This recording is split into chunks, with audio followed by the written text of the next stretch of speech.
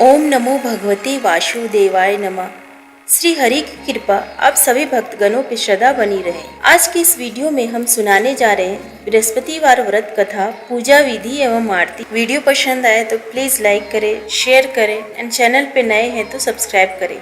आइए श्रवण करते हैं बृहस्पतिवार व्रत की विधि। इस दिन बृहस्पतिश्वर महादेव जी की पूजा होती है। दिन में एक समय ही भोजन करें, पीले वस्त्र धारण करें, पीले पुष्पों को धारण करें। भोजन भी चने की दाल का होना चाहिए, नमक नहीं खाना चाहिए। पीले रंग का फूल, चने की दाल, पीले कपड़े तथा पीले चंदन से पूजा करनी चाहिए। पूजन के पश्चात कथा सुननी चाहिए। इस व्रत के करने से बृहस्पति जी अति प्रसन्न होते हैं तथा धन और विद्या का लाभ होता है। इष्टों के लिए यह व्रत अति आवश्यक है। इस व्रत में केले का पूजन होता है। बृहस्पतिवार व्रत कथा।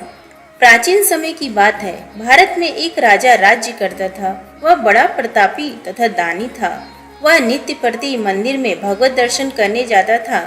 वह ब्राह्मण और गुरु की सेवा किया करता था। उसके द्वार से कोई भी याचक निराश होकर नहीं लौटता था। वह प्रत्येक गुरुवार को व्रत रखता एवं पूजन करता था। हर दिन गरीबों की सहायता करता था। परंतु यह सब बातें उसकी रानी को अच्छी नहीं लगती थी। वह न व्रत करती और न किसी को एक भी पैसा दान में देती थी। वह राजा से भी ऐसा करने को मना किया करती थी। एक समय की बात है कि राजा शिकार खेलने वन को चले गए। घर पर रानी और दासी थी। उस समय गुरु बृहस्पति साधु का रूप धारण कर राजा के दरवाजे पर भिक्षा मांगने आए।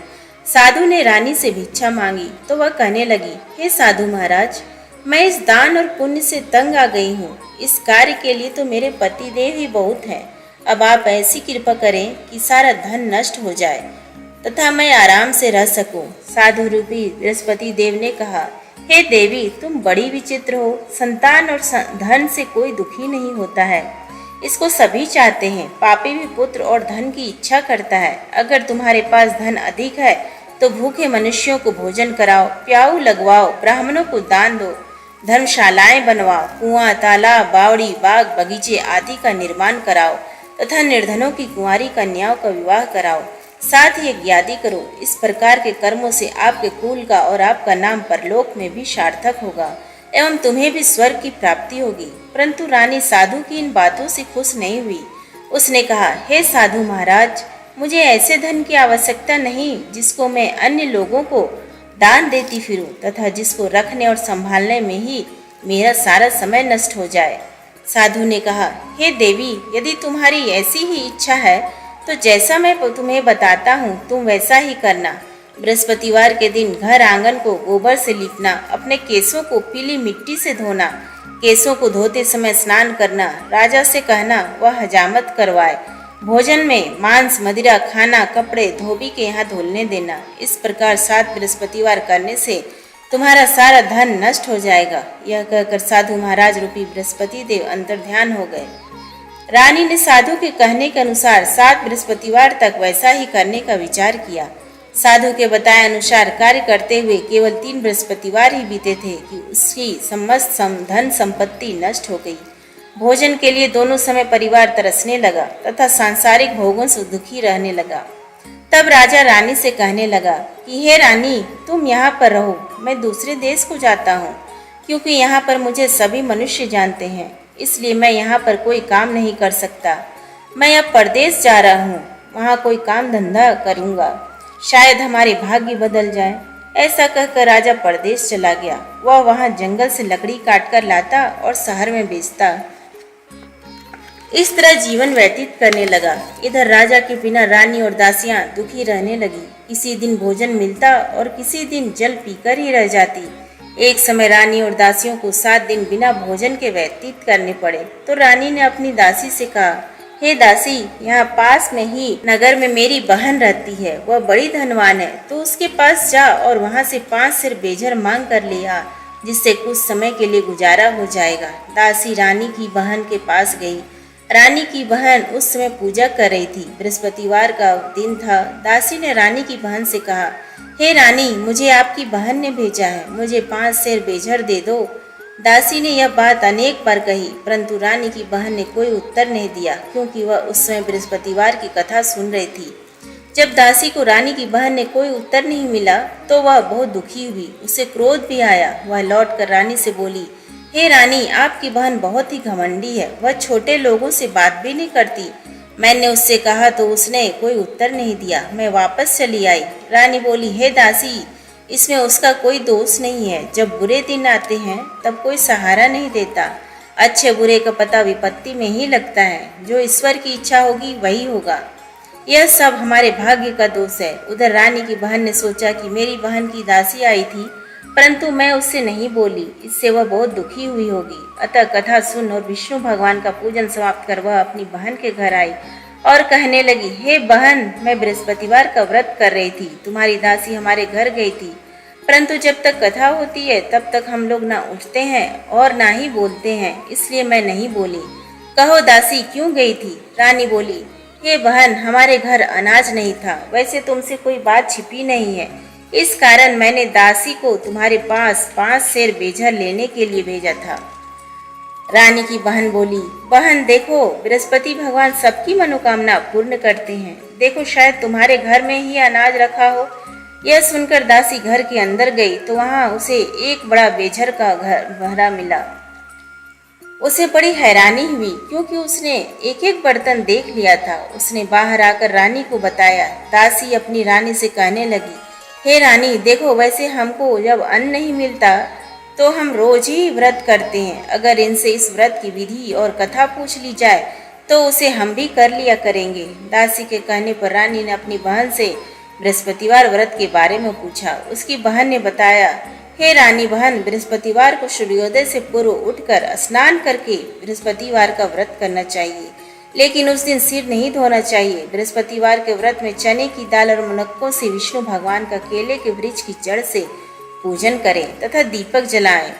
उस दिन एक ही समय भोजन करें। भोजन पीले खाद्य पदार्थ का करें तथा कथा सुने। इस प्रकार करने से गुरु भगवान प्रसन्न होते हैं, अन्न पुत्र धन देते हैं। इस तरह व्रत और पूजन की विधि बताकर रानी की बहन अपने घर लौट गई। रानी और दासी दोनों ने निश्चय किया कि वे बृहस्पति देव भगवान का पूजन जरूर करेंगी। 7 दिन बाद जब बृहस्पतिवार आया तो उन्होंने व्रत रखा। घुड़साल में जाकर चना और गुड़ बीन लाई तथा उसकी दाल से केले की जड़ में भगवान विष्णु की पूजन की। अब भोजन कहाँ से आए? दोनों बड़ी दुखी हुई, परंतु उन्होंने व्रत किया था, इस कारण बृहस्पति देव प्रसन्न थे। वे एक साधारण व्यक्ति के रूप में 2 थालों में सुंदर पीला भोजन लेकर आए और दासी को देकर बोले, हे दासी, यह भोजन तुम्हारे और रानी के लिए है, तुम दोनों करना। दासी भोजन पाकर बड़ी प्रसन्न हुई और रानी से बोली, रानी जी, भोजन कर लो। रानी को भोजन आने के बारे में कुछ पता नहीं था, इसलिए वह दासी से बोली, जा तू ही भोजन कर, क्योंकि तू हमारी व्यर्थ में हंसी उड़ाती है। दासी बोली, एक व्यक्ति अभी भोजन दे गया है। रानी कहने लगी, वह भोजन तेरे लिए ही दे गया है, तू ही भोजन कर। दासी ने कहा, वह व्यक्ति हम दोनों के लिए 2 थालों में भोजन दे गया है, इसलिए मैं और आप दोनों ही साथ साथ भोजन करेंगे। फिर दोनों ने गुरु भगवान को नमस्कार कर भोजन प्रारंभ किया। उसके बाद से वे प्रत्येक बृहस्पतिवार को गुरु भगवान का व्रत और पूजन करने लगी। बृहस्पति भगवान की कृपा से उनके पास धन हो गया, परंतु रानी फिर पहले की तरह से आलस्य करने लगी। तब दासी बोली, देखो रानी, तुम पहले भी इस प्रकार आलस्य करती थी, तुम्हें धन के रखने में कष्ट होता था, इस कारण सभी धन नष्ट हो गया। अब गुरु भगवान की कृपा से धन मिला है तो फिर तुम्हें आलस्य होता है। बड़ी मुसीबतों के बाद हमने यह धन पाया है, इसलिए हमें दान पुण्य करना चाहिए। तुम भूखे मनुष्यों को भोजन कराओ, प्याऊ लगवाओ, ब्राह्मणों को दान दो, कुआं, तालाब, बावड़ी आदि का निर्माण करवाओ, मंदिर पाठशाला बनवाकर दान दो, कुंवारी कन्याओं का विवाह करवाओ, धन को शुभ कार्यों में खर्च करो, जिससे तुम्हारे कुल का यश बढ़े तथा स्वर्ग प्राप्त हो और पितृ प्रसन्न हो।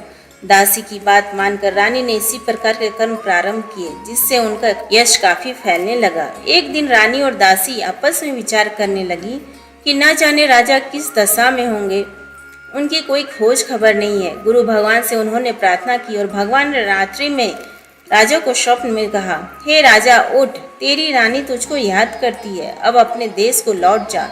राजा प्रातः काल उठकर जंगल से लकड़ियां काटकर लाने के लिए जंगल की ओर चल पड़ा। जंगल से गुजरते हुए वह सोचने लगा, रानी की गलती से कितने दुख भोगने पड़े। राजपाट छोड़कर उसे जंगल में आकर रहना पड़ा। जंगल से लकड़ियां काटकर उन्हें बेचकर गुजारा करना पड़ा। उसी समय उस जंगल में बृहस्पति देव एक साधु का रूप धारण कर आए और राजा के पास आकर बोले, हे लकड़हारे, तुम इस सुनसान जंगल में किस चिंता में बैठे हो, मुझे बतलाओ। यह सुन राजा के नेत्र में जल भर आया और साधु की वंदना कर बोला, हे प्रभु, आप सब कुछ जानने वाले हैं। इतना कहकर राजा ने साधु को अपनी संपूर्ण कहानी सुना दी। महात्मा तो स्वभाव से ही दयालु होते हैं। वे राजा से बोले, हे राजा, तुम्हारी पत्नी ने बृहस्पति देव के प्रति अपराध किया था, जिसके कारण तुम्हारी यह दशा हुई। अब तुम किसी प्रकार की चिंता मत करो, भगवान तुम्हें पहले से अधिक धन देंगे। देखो, तुम्हारी पत्नी ने बृहस्पतिवार व्रत का प्रारंभ कर दिया है। अब तुम भी बृहस्पतिवार का व्रत करके चने की दाल व गुड़ और जल को लोटे में डालकर केले के पत्ते से भगवान विष्णु का पूजन करो। फिर कथा कहो या सुनो, भगवान तुम्हारी सब मनोकामनाओं को पूर्ण करेंगे। साधु को प्रसन्न देखकर राजा बोला, हे प्रभु, मुझे लकड़ी बेचकर इतना पैसा भी नहीं बचता जिससे भोजन करने के उपरांत कुछ बचा सकूं। मैंने रात्रि में अपनी रानी को व्याकुल देखा है। मेरे पास कोई साधन नहीं जिससे समाचार जान सकूं। फिर मैं बृहस्पतिवार की कौन सी कहानी कहूँ या सुनूं, मुझको तो कुछ भी मालूम नहीं है। साधु ने कहा, हे राजा, तुम किसी बात की चिंता मत करो। बृहस्पतिवार के दिन तुम रोजाना की तरह लकड़ियाँ लेकर शहर में जाओ। तुम्हें रोज से 2 गुना धन प्राप्त होगा, जिससे तुम भली भांति भोजन कर लोगे तथा बृहस्पति देव की पूजा का सामान भी आ जाएगा। बृहस्पति देव की कथा इस प्रकार है। प्राचीन काल में एक बहुत ही निर्धन ब्राह्मण था। उसके कोई संतान नहीं थी। वह नित्य पूजा पाठ करता, परंतु उसकी स्त्री बहुत मालिनता के साथ रहती थी। वह न स्नान करती, न किसी देवता का पूजन करती। प्रातः काल उठते ही सर्वप्रथम भोजन करती, बाद में कोई अन्य कार्य करती। ब्राह्मण देवता बहुत दुखी रहते थे। पत्नी को बहुत समझाते, किंतु उसका कोई परिणाम न निकलता। भगवान की अनुकंपा से एक समय उस ब्राह्मण की पत्नी गर्भवती हुई और 10वें महीने एक सुंदर कन्या को जन्म दिया। निर्धन ब्राह्मण कन्या के जन्म से बहुत दुखी हुआ। धीरे धीरे ब्राह्मण की कन्या बड़ी होने लगी।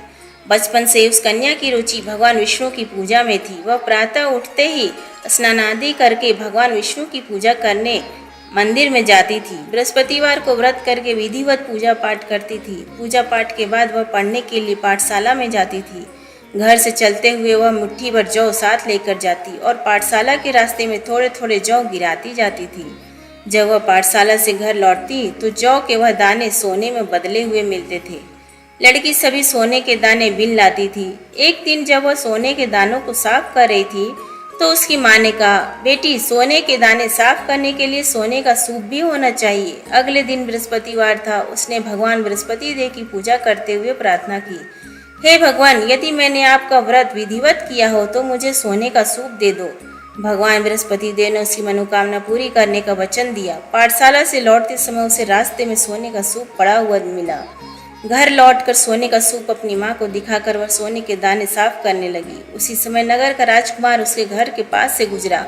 उस सुंदर लड़की को सोने के सूप में जौ साफ करते देख राजकुमार उस पर मोहित हो गया। महल में लौटकर राजकुमार ने राजा से उस लड़की से विवाह करने की इच्छा प्रकट की तो राजा ने ब्राह्मण को महल में बुलाकर राजकुमार से उसकी लड़की के विवाह की बात कही। ब्राह्मण तैयार हो गया। धूमधाम से उस लड़की का विवाह राजकुमार से हो गया। दुल्हन बनकर ब्राह्मण की लड़की महल में चली गई। लड़की के चले जाने से ब्राह्मण फिर निर्धन हो गया। उसे कई कई दिन भोजन भी नहीं मिलता था। बहुत दुखी होकर ब्राह्मण एक दिन अपनी लड़की के पास गया। अपने पिता से निर्धनता का समाचार सुनकर उसे बहुत सा धन देकर पिता को विदा किया। उस धन से ब्राह्मण के कुछ दिन तो आराम से गुजर गए, लेकिन जल्दी ही फिर भूखों मरने की हालत हो गई। ब्राह्मण अपनी लड़की से धन लेने के लिए फिर महल में पहुंचा। लड़की ने पिता की बुरी हालत देखकर कहा, हे पिताजी, आखिर आप कब तक मुझसे धन लेकर जीवन यापन करेंगे? आप कोई ऐसा उपाय क्यों नहीं करते जिससे आपका घर धन संपत्ति से भर जाए? ब्राह्मण ने कहा, मैंने तेरी माँ को बहुत समझा लिया, पर उसकी समझ में कुछ नहीं आता। उसका फूहड़पन नष्ट हो तो घर की निर्धनता भी दूर हो जाए। तब कुछ सोचकर लड़की ने पिता से कहा, पिताजी, आप कुछ दिनों के लिए माँ को मेरे पास छोड़ जाओ। जब तक कुछ सोचकर ब्राह्मण पत्नी को लड़की के पास महल में छोड़ आया। लड़की ने अपनी माँ से कहा, माँ, तुम कल प्रातः काल उठकर स्नान आदि करके भगवान बृहस्पति देव विष्णु जी की पूजा अवश्य करना।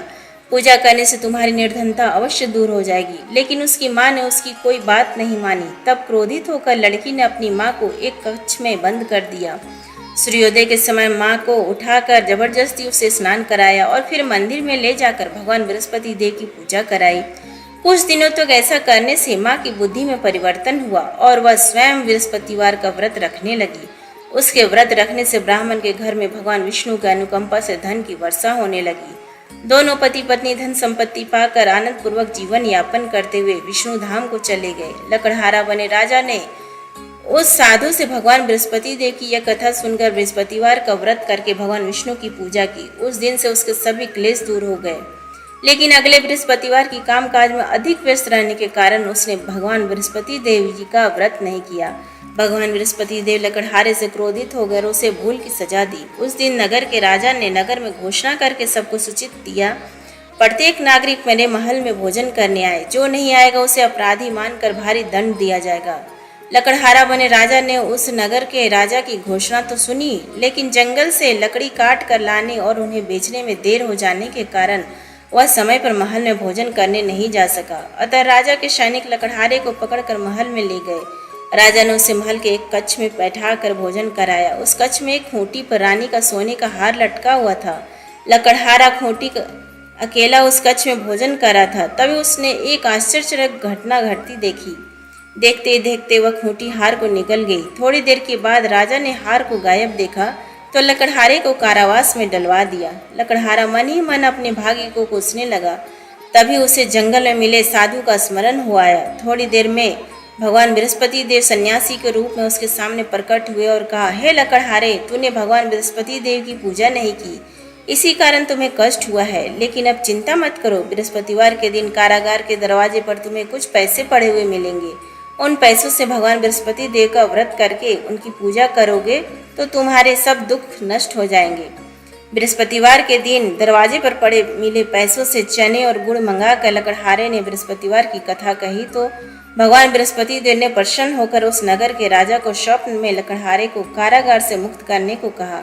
सुबह राजा ने अपने कक्ष में आकर देखा तो खूंटी पर रानी का हार टंगा हुआ था। राजा ने लकड़हारे को मुक्त कर दिया और उसे धन और आभूषण देकर विदा किया।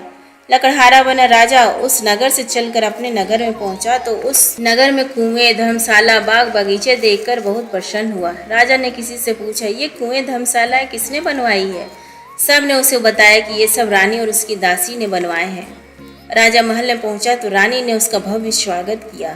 तब राजा ने निश्चय किया कि सप्ताह में एक बार तो सभी बृहस्पति देव का व्रत तथा पूजन करते हैं, परंतु मैं प्रतिदिन व्रत किया करूंगा तथा दिन में 3 बार कथा कहा करूंगा। अब राजा हर समय दुसाले में चने की दाल बांधे रहता था तथा दिन में 3 बार बृहस्पति देव की कथा कहता।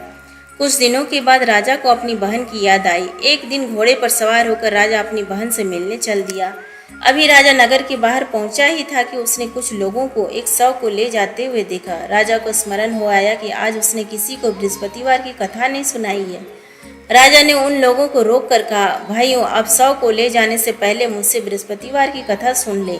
लोगों ने राजा पर क्रोधित होते हुए कहा, तुम पागल तो नहीं हो? लेकिन कुछ बड़े बूढ़ों लोगों ने कहा, अच्छा भाई, साथ में चलते चलते तुम अपनी कथा भी सुना लो।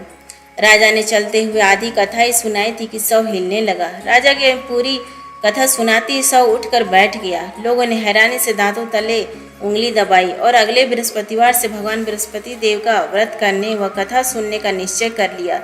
अब घोड़े पर सवार राजा चलते हुए एक किसान के पास पहुंचा। किसान अपने खेत में हल चला रहा था। राजा ने कहा, अरे भाई, मुझसे बृहस्पतिवार की कथा सुन लो। किसान झुंझला कर बोला, अरे भाई, देख नहीं रहे, जितनी देर तक तुम्हारी कथा सुनूंगा उतनी देर में तो पूरे खेत में हल चला लूंगा। राजा निराश होकर चलने लगा। तभी किसान के पैर लड़खड़ा कर जमीन पर जा गिरे। किसान के पेट में भी जोरों का दर्द होने लगा। उस किसान की पत्नी जब खाना लेकर आई तो उसने किसान से इस बारे में पूछा। किसान ने घुड़सवार की पूरी कहानी सुनाई। किसान की पत्नी दौड़ती हुई राजा के पास पहुंचकर हाथ जोड़कर बोली, भैया, मैं तुम्हारी कथा सुनने को तैयार हूँ। राजा ने उसके साथ खेत पर पहुंचकर बृहस्पतिवार की कथा सुनाई।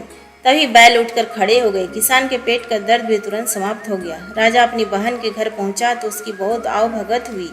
अगले दिन सुबह उठकर राजा ने देखा घर के सभी लोग भोजन कर रहे हैं। किसी भूखे को बृहस्पतिवार की कथा सुनाए बिना राजा भोजन नहीं करता था। उसने बहन से कहा, हे बहन, क्या घर में कोई ऐसा व्यक्ति नहीं है जिसने अभी तक भोजन नहीं किया हो? उसकी बहन बोली, भैया, हमारे घर में तो क्या, आपको पूरे नगर में कोई ऐसा व्यक्ति नहीं मिलेगा जिसने सुबह सुबह भोजन नहीं किया हो। तब राजा ने बहन के घर से निकलकर उस नगर में बिना भोजन किए व्यक्ति की तलाश की। एक गडरिये के घर में उसका बेटा बीमार होने के कारण भूखा रह गया था। राजा ने उसको जाकर बृहस्पतिवार की कथा सुनाई। कथा सुनते सुनते गडरिये का बीमार बेटा बिल्कुल ठीक हो गया। सबने राजा की बहुत प्रशंसा की। एक दिन राजा ने अपनी बहन से कहा, बहन, अब हम अपने घर को जाना चाहते हैं, तुम भी हमारे साथ चलो, कुछ दिन वहां रहकर लौट आना। राजा की बहन ने अपनी सास से पूछा तो सास ने ताने देते हुए कहा, बहू, मायके जाना हो तो अकेली जाना, मेरे पोतों को नहीं ले जाना। तुम्हारे भाई की कोई संतान नहीं है, कहीं तुम्हारी भाभी मेरे पोतों पर कोई जादू टोना न कर दे। दूसरे कक्ष में बहन की सास की बातें सुनकर राजा दुखी मन से अकेला ही अपने नगर को लौट आया। रानी ने राजा से कहा, आप तो अपनी बहन को साथ लाने की बात कहकर गए थे, फिर बहन को साथ क्यों नहीं लाए? तब राजा ने दुखी होते हुए कहा, हे रानी, हम निसंतान हैं, इसलिए कोई हमारे घर आना पसंद नहीं करता। रानी ने राजा को समझाया, हे प्राणनाथ, हमें बृहस्पति देव ने सब कुछ दिया है, अब भगवान बृहस्पति देव हमें संतान भी अवश्य देंगे। बृहस्पतिवार को विधिवत व्रत करते हुए राजा रानी ने भगवान बृहस्पति देव से संतान के लिए प्रार्थना की। कुछ दिनों के बाद उन्होंने स्वप्न में दर्शन देते हुए कहा, हे राजन, तेरी मनोकामना अवश्य पूरी होगी। एक सप्ताह बाद ही रानी गर्भवती हो गई। 10वें महीने रानी ने एक सुंदर पुत्र को जन्म दिया। राजा रानी जीवन पर्यंत बृहस्पतिवार व्रत का कथा करते और सुनते। उनके घर में धन की वर्षा होती रही। इस तरह आनंद पूर्वक जीवन यापन करते हुए राजा रानी भगवान बृहस्पति देव की अनुकंपा से मोक्ष को प्राप्त करके सीधे वैकुंठ धाम पहुंच गए। बृहस्पतिवार को विधिवत व्रत करके जो स्त्री पुरुष भगवान विष्णु की पूजा करते, भगवान उनकी सभी मनोकामनाएं पूरी करते हैं। बोलो विष्णु भगवान की जय।